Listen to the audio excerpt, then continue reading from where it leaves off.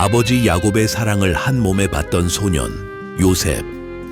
그는 야곱이 선물한 채색 옷을 입고 있었고 형제들 사이에서도 돋보이는 존재였습니다. 그러나 그의 마음속에는 더 큰 꿈이 자리 잡고 있었습니다. 어느 날 요셉은 특별한 꿈을 꾸게 됩니다. 형님들, 제가 꿈을 꾸었어요. 우리가 밭에서 곡식 단을 묶고 있었는데 제 단이 곧게 서고 형님들의 단이 제 단을 둘러싸며 절을 했어요. 그리고 해와 달, 11개의 별이 제 별에 절하는 꿈이었어요.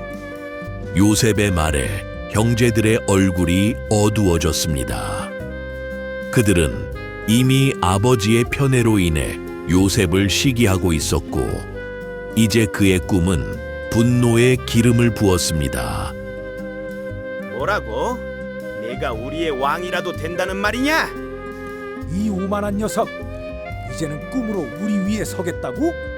시간이 흐르며 형제들의 질투는 미움으로 변해갔습니다. 그러던 어느 날 야곱은 요셉을 형제들에게 보냈고 형제들은 그를 보자 불길한 계략을 꾸몄습니다. 저 녀석을 없애버리자. 그러면 그의 꿈도 끝날 테지. 하지만 살인까지 해야 할까? 형제들은 결국 요셉을 죽이지 않고 그를 깊은 구덩이에 던졌습니다.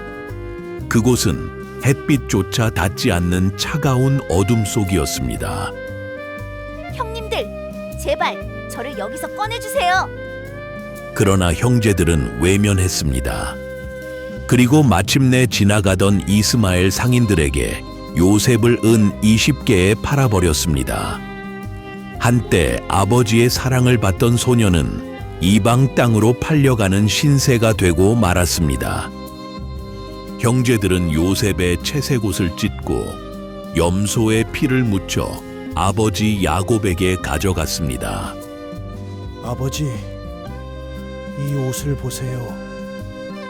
아마도 맹수가 요셉을 물어갔나 봅니다.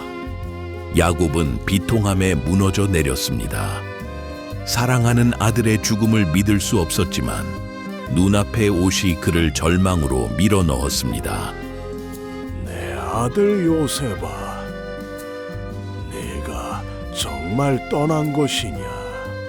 그러나 요셉의 이야기는 여기서 끝나지 않았습니다. 고난 속에서도 그는 포기하지 않았고 하나님께서는 그의 삶을 놀라운 계획으로 이끄셨습니다.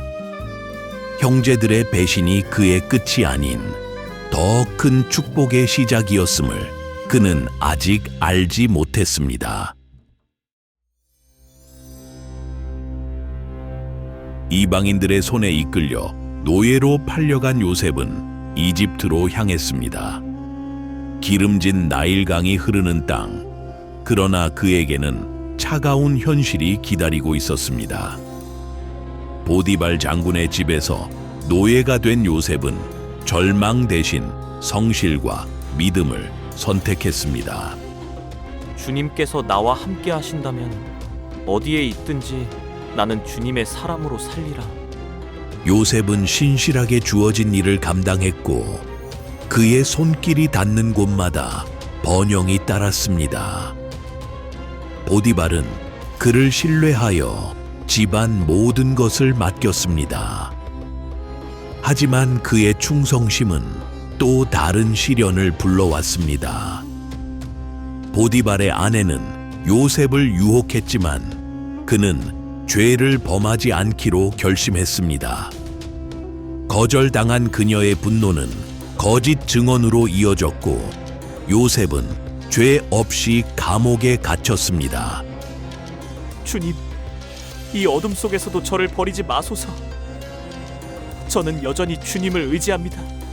깊은 감옥에서조차 요셉은 하나님을 향한 신뢰를 잃지 않았습니다. 그의 성실함은 간수장에게 인정받아 감옥의 일을 맡게 되었습니다. 그리고 그곳에서 중요한 만남이 이루어집니다.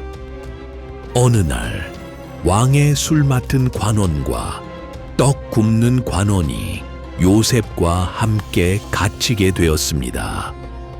그들은 기이한 꿈을 꾸었고 요셉은 하나님께서 주신 지혜로 그들의 꿈을 해석해 주었습니다.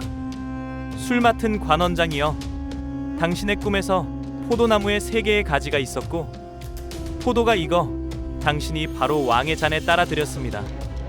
이는 3일 후 당신이 다시 왕의 신임을 얻을 것을 뜻합니다. 떡 굽는 관원장이여, 당신의 머리 위에 3개의 바구니가 있었고 새들이 그 안에 떡을 다 먹어버렸습니다. 이는 3일 후 당신이 목숨을 잃게 될 것을 뜻합니다. 그리고 요셉의 해석대로 3일 후에 그들의 운명은 결정되었습니다. 술 맡은 관원장은 복직되었고 떡 굽는 관원장은 처형되었습니다. 그러나 복직된 술 맡은 관원장은 요셉을 잊고 지냈습니다. 몇 년 후 이집트의 왕 바로가 깊이 고민에 빠졌습니다. 밤마다 반복되는 이상한 꿈이 그를 괴롭혔습니다. 나일 강가에서 7마리 살찐소가 풀을 뜯고 있었는데 그 뒤를 따라온 7마리의 야윈소가 살찐소를 삼켜버렸다. 또 다른 꿈에서는 건강한 7개의 이삭이 자라났는데 그 뒤에 말라버린 7개의 이삭이 나타나 그것들을 삼켜버렸다. 이 꿈이 무엇을 뜻하는가? 궁중의 박사들과 점술가들도 이 꿈을 해석하지 못했습니다. 그제야 술 맡은 관원장은 요셉을 떠올리고 왕에게 추천했습니다. 왕 앞에 불려간 요셉은 겸손하게 말했습니다. 왕이시여, 하나님께서 왕께 미래를 보여주셨습니다. 7해의 풍년이 오겠지만 그 후에는 7해의 극심한 흉년이 올 것입니다. 그러므로 풍년 동안 양식을 저장하여 대비해야 합니다. 그의 지혜로운 해석은 왕을 감탄케 했고 바로는 요셉에게 중대한 결정을 내렸습니다. 이와 같이 하나님의 영에 감동된 사람을 우리가 어찌 찾을 수 있으리요? 하나님이 이 모든 것을 내게 보이셨으니 너와 같이 명철하고 지혜 있는 자가 없도다. 이제부터 너는 이집트의 총리가 되어 이 땅을 다스릴 것이다. 이렇게 요셉은 한순간에 노예에서 총리가 되었습니다. 고난의 길을 걸었지만 그는 결코 믿음을 잃지 않았습니다. 그의 꿈은 결코 헛되지 않았고 하나님께서 예비하신 길이 밝혀졌습니다. 이집트에 전례 없는 풍년이 지난 후 혹독한 기근이 온 땅을 덮었습니다. 나일강이 메마르고 사람들은 절망 속에서 구원을 찾았습니다. 하지만 하나님께서는 이미 길을 예비해 두셨습니다. 가나안 땅에도 기근이 찾아왔고 야곱의 가족도 더 이상 양식을 구할 수 없었습니다. 야곱은 아들들에게 말했습니다. 이집트에 가서 곡식을 사오너라. 우리가 여기서 굶어 죽을 수는 없느니라. 야곱의 아들들은 이집트로 향했고 그곳에서 뜻밖의 인물을 만났습니다. 바로 이집트의 총리가 된 요셉이었습니다. 하지만 형제들은 그를 알아보지 못했습니다. 형제들은 총리 앞에 엎드려 절하며 도움을 청했습니다. 하지만 요셉은 형제들을 알아보고도 자신을 드러내지 않았습니다. 너희는 어디에서 왔느냐? 형제들은 가나안에서 왔다고 답했지만 요셉은 그들을 시험해 보고자 했습니다. 너희는 정탐꾼이로다. 이 땅을 엿보러 온 것이 아니냐? 형제들은 필사적으로 아니라고 변명하며 자신들이 12형제였으며 막내는 아버지 곁에 있고 한 명은 없어졌다고 말했습니다. 그렇다면 너희의 말을 증명하라. 막내를 데려오지 않으면 다시는 이 땅에서 곡식을 살 수 없을 것이다. 형제들은 곡식을 받아 가나안으로 돌아갔지만 큰 갈등에 빠졌습니다. 야곱은 사랑하는 막내 아들 베냐민을 보내기를 거부했지만 기근이 계속되자 결국 허락했습니다. 하나님께서 너희에게 은혜를 베푸시기를 바라노라. 형제들은 다시 이집트로 가서 베냐민과 함께 총리 앞에 섰습니다. 요셉은 베냐민을 보자 감정을 억누를 수 없었지만 마지막 시험을 계획했습니다. 요셉은 형제들에게 곡식을 가득 채워 보내면서 베냐민의 자루에 자신의 은잔을 숨겨 놓았습니다. 그리고 곧 병사들을 보내어 그들을 멈춰 세웠습니다. 너희 중 누군가 주인의 잔을 훔쳤다.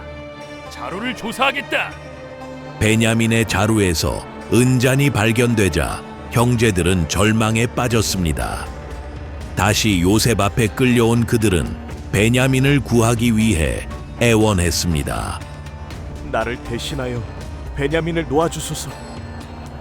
우리 아버지는 이 아이를 잃으면 견디지 못하실 것입니다.